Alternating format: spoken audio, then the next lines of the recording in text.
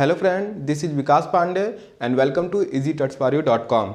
आज के इस ट्यूटोरियल में हम देखेंगे कि किस तरीके से फॉर लूप वर्क करता है।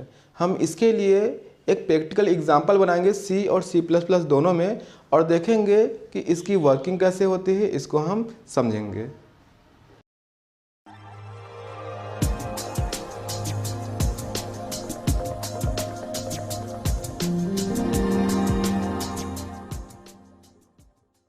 तो सबसे पहले हम फॉर लूप का सिंटैक्स देख लेते हैं कि किस तरीके से हम इसका यूज़ करते हैं।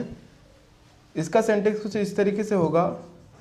फॉर, यहाँ पर फॉर लूप में 3 पार्ट होते हैं। फर्स्ट होता है वेरिएबल इनिशियलाइजेशन का,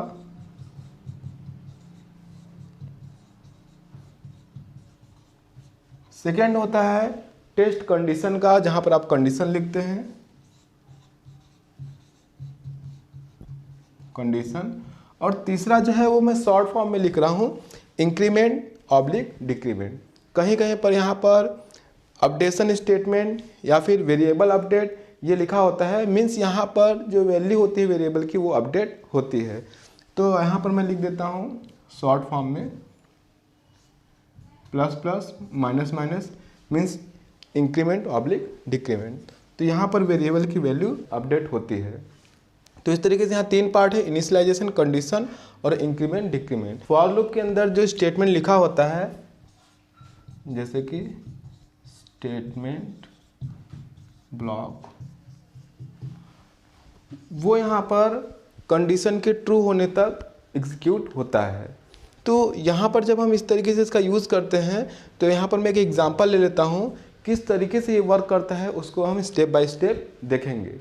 फिर इसका हम कंप्यूटर पर एक प्रोग्राम बनाकर भी देखेंगे इसको। तो एक एग्जांपल ले लेते हैं।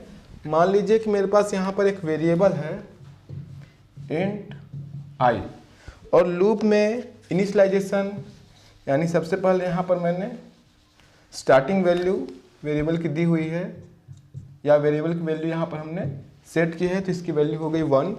उसके बाद कंडीशन पे हमने लिखा हुआ है कि जब तक कि इसकी वैल्यू 10 तक नहीं पहुँच जाती तो आई इज़ लेस देन और इक्वल टू 10, तब तक ये लूप एग्जीक्यूट होगा। और यहाँ पर इंक्रीमेंट डिक्रीमेंट में मैंने दिया हुआ है आई प्लस प्लस। आप इसको 1 से या 1 से ज़्यादा वैल्यू से भी इंक्रीमेंट या फिर डिक्रीमेंट कर सकते हैं। यहाँ पर इसकी वैल्यू अपडेट हो रही है। अब मान लीजिए कि इसके अंदर मैंने स्टेटमेंट लिखा हुआ है, वेरिएबल की वैल्यू हमने डिस्प्ले कराई स्क्रीन पर। अगर ये सी है तो हम लिखेंगे प्रिंटफ %d कॉमा आई। अगर सी प्लस प्लस है तो हम सी आउट का यूज़ करेंगे। तो यहाँ पर इस तरीके से देखेंगे, सबसे पहले क्या होगा, इसका पहला जो पार्ट है वो एग्जीक्यूट होगा, यानी वेरिएबल की वैल्यू सेट हो जाएगी 1। उसके बाद फर्स्ट, उसके बाद यहाँ पर सेकेंड एग्जीक्यूट होगा, ये कंडीशन चेक किया जाएगा। तो यहाँ पर देखा जाएगा कि आई की वैल्यू क्या अभी भी 10 से लेस है। अगर ये कंडीशन ट्रू है तो उसके बाद थर्ड यहाँ पर होगा, इसके अंदर लिखा गया जो स्टेटमेंट होगा वो यहाँ पर एग्जीक्यूट होगा। उसके बाद फोर्थ यहाँ पर होगा, यहाँ पर जो वैल्यू हमने अपडेट की हुई है वो यहाँ पर जो थर्ड पार्ट है वो एग्जीक्यूट होगा और इसकी वैल्यू बढ़ेगी, यानी आई प्लस प्लस, इसकी वैल्यू हो जाएगी 2। उसके बाद फिर से ये कंडीशन चेक करेगा, कंडीशन अगर ट्रू है तो फिर लिखा हुआ स्टेटमेंट एग्जीक्यूट होगा, उसके बाद फिर वैल्यू अपडेट होगी। तो ये जो प्रोसेस है ये लगातार तब तक चलता रहेगा जब तक कि कंडीशन ट्रू है। लेकिन अगर आखिरी बार हम देखें तो इसकी वैल्यू अगर 10 है, यहाँ पे प्लस प्लस होकर 11 हो जाती है, कंडीशन फॉल्स हो जाता है, तो हम पूरे लूप से बाहर यहाँ पर आ जाएंगे। तो इस तरीके से स्टेप बाय स्टेप ये जो फॉर लूप है इस तरीके से वर्क करता है। यहाँ पर अगर हम इसको चेंज करके देखेंगे एग्जाम्पल में, अगर मैंने इसकी स्टार्टिंग वैल्यू जो है वो दे दी 11, तो आप देखेंगे कि ये एक बार भी एग्जीक्यूट नहीं होगा लूप, मतलब इसके अंदर लिखा गया स्टेटमेंट एग्जीक्यूट नहीं होगा और आपको एक ब्लैंक आउटपुट मिलेगा, क्योंकि जैसे ही इसकी वैल्यू यहाँ पर 11 सेट होगी और सेकेंड स्टेप में जाएगा ये कंडीशन चेक करने के लिए और देखेगा कि कंडीशन यहाँ पर फॉल्स है, मतलब आई की वैल्यू जो है वो 10 से छोटी नहीं है। तो यहाँ से ही हम लूप से पूरे बाहर हो जाएंगे, इसके अंदर लिखा गया स्टेटमेंट एग्जीक्यूट नहीं होगा। तो अब हम इसका एक प्रोग्राम सी और सी प्लस प्लस दोनों में बनाकर प्रैक्टिकल एग्जांपल द्वारा इसको कंप्यूटर पर समझेंगे।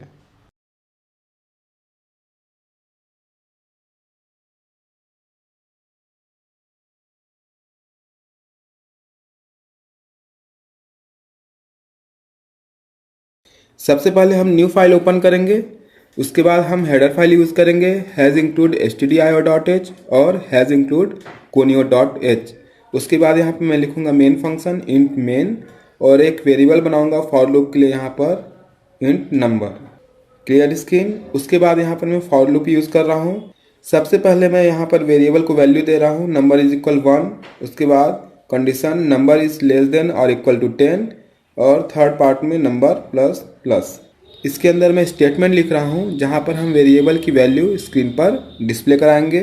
उसके बाद फॉर लूप क्लोज, उसके बाद गेट ch और लास्ट में रिटर्न 0 और यहाँ पर मेन फंक्शन क्लोज। अब हम प्रोग्राम को सेव करेंगे। यहाँ पर मैं प्रोग्राम को सेव कर रहा हूँ example.c नाम से। इसके बाद हम प्रोग्राम को कंपाइल करेंगे, उसके बाद प्रोग्राम को हम रन कराकर देखते हैं। जैसा कि आउटपुट में आप देख रहे हैं स्क्रीन पर 1 to 10 के नंबर्स यहाँ पर डिस्प्ले हो रहे हैं। यहाँ पर आउटपुट को और नीचे लाने के लिए या फिर न्यू लाइन पे लाने के लिए एक और प्रिंटफ यहाँ पर मैं यूज़ कर रहा हूँ। अब यहाँ पर हम इस फॉर लूप को समझेंगे। यहाँ पर जो सबसे पहला पार्ट है जहाँ पर हमने लिखा है नंबर इज इक्वल 1, सबसे पहले ये एग्जीक्यूट होगा जहाँ पर नंबर की वैल्यू 1 हो जाएगी। उसके बाद इसका सेकेंड पार्ट एग्जीक्यूट होगा जहाँ पर हमने लिखा है condition number is less than और इक्वल टू 10।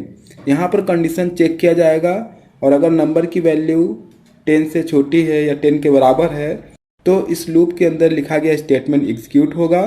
तो यहाँ पर इसके बाद एग्जीक्यूट होगा इसके अंदर लिखा गया स्टेटमेंट और स्क्रीन पर नंबर की जो वैल्यू होगी वो डिस्प्ले होगी। उसके बाद इस लूप का थर्ड पार्ट एग्जीक्यूट होगा जहाँ पर नंबर की वैल्यू 1 इंक्रीज होगी नंबर प्लस प्लस। उसके बाद यहाँ पर सेकेंड पार्ट एग्जीक्यूट होगा जहाँ पर इसकी वैल्यू चेक की जाएगी कि कंडीशन ट्रू है या फिर नहीं। कंडीशन ट्रू होने पर फिर से इसके अंदर लिखा गया स्टेटमेंट एग्जीक्यूट होगा। इसी तरीके से लूप कंटिन्यू रहेगा, आगे फिर नंबर की वैल्यू बढ़ेगी और उसके बाद फिर कंडीशन चेक की जाएगी इसी तरीके से, और अगर कंडीशन ट्रू है तो इसके अंदर लिखा गया स्टेटमेंट एग्जीक्यूट होगा। इस लूप में यहाँ पर जो फर्स्ट पार्ट है वो केवल और केवल एक बार ही एग्जीक्यूट होगा। तो इस लूप को रन कराने के बाद जैसा कि हमने आउटपुट में देखा था नंबर की वैल्यू 1 से लेकर 10 तक यहाँ पर जाती है और स्क्रीन पर इस तरीके से आउटपुट हमको मिलता है। अब यहाँ पर हम इसको थोड़ा सा चेंज करके देखते हैं। यहाँ पर अगर मैं नंबर की वैल्यू 11 लिख देता हूँ तो सबसे पहले ये पार्ट एग्जीक्यूट होगा और नंबर की वैल्यू हो जाएगी 11। उसके बाद इसका सेकेंड पार्ट एग्जीक्यूट होगा जहाँ पर नंबर की वैल्यू चेक की जाएगी और यहाँ पर कंडीशन फॉल्स होने पर इसके अंदर यानी बॉडी में जो लिखा गया स्टेटमेंट है वो एग्जीक्यूट नहीं होगा और लूप यहाँ पर स्टॉप हो जाएगा। और उसके बाद हम आ जाएंगे गेट ch पर। तो जब हम इस प्रोग्राम को रन कराएंगे तो हमको एक ब्लैंक आउटपुट मिलेगा। तो इस तरीके से यहाँ पर फॉर लूप एग्जीक्यूट होता है। अगर यही प्रोग्राम आप C++ में बनाना चाहते हैं तो यहाँ पर आप हेडर फाइल चेंज कर देंगे iostream.h और जहाँ पर प्रोग्राम में मैंने printf लिखा हुआ है वहाँ पर आप cout यूज़ करेंगे और प्रोग्राम को .cpp के साथ सेव करेंगे। तो यहाँ पर मैं प्रोग्राम को सेव कर लेता हूँ example.cpp नाम से। उसके बाद हम प्रोग्राम को रन करा कर देखेंगे। तो जिस तरीके से फॉर लूप सी में वर्क करता है उसी तरीके से C++ में रन कराने पर आपको आउटपुट मिलेगा। तो आज के इस प्रोग्राम में हमने C या फिर C++ में फॉर लूप के बारे में देखा कि किस तरीके से वर्क करता है। इसी तरीके से आगे के ट्यूटोरियल में हम और भी प्रोग्राम देखेंगे और भी एग्जाम्पल समझेंगे। आप हमारे साथ बने रहिए और अदर वीडियोस के लिए आप easytouchparu.com पे लॉगिन कर सकते हैं। तब तक के लिए बाय।